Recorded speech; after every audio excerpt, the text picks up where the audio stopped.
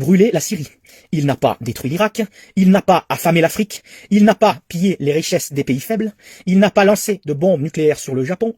Il n'a pas déclenché une guerre sectaire au Rwanda. Il n'a pas fait exploser la Libye. Il n'a pas divisé la Somalie. Il n'a pas financé le pillage systématique des ressources naturelles de la RDC. Il n'est pas derrière les 13 millions de Congolais tués, ni les milliers de femmes violées à l'est de la RDC. Ils essayent de nous faire croire qu'il est le premier ennemi de l'humanité. Quant à ses adversaires qui ont tué, déplacé les populations, pillé des partis, enrôlé des enfants, sont des démocrates et des humanistes. France 24, RFI, CNN, BBC, BBC Afrique, BFM et les autres, ces médias du genre ne servent qu'à nous manipuler et à un lavage de cerveau du public. Vladimir Poutine est un héros pour son peuple. Parlons de l'Ukraine, ce que tout le monde devrait savoir. Cela fait 8 ans, depuis la signature des accords de Minsk, que la guerre est présente en Ukraine. Cela fait 8 ans que les cadavres des indépendantistes du Donbass s'entassent. 14 000 morts à ce jour. Cela fait 8 ans que le pouvoir de Kiev tire et tue son peuple sous le regard du monde occidental qui s'en branle les manettes. Cela fait 8 ans que les Russes demandent le respect du traité de Minsk II qui devait garantir l'autonomie des républiques séparatistes du Donbass et du Lugansk.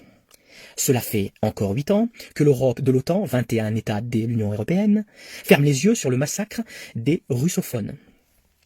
Cela fait 2 ans, depuis le départ de Trump, que Joseph Robinette Biden casse les couilles à Poutine pour implanter des bases de l'OTAN en Ukraine à 750 km de Moscou. Bordel de merde, à force de faire chier le monde, de fermer les yeux en toute hypocrisie, faut pas s'étonner, au bout de 8 ans, que les Russes perdent patience.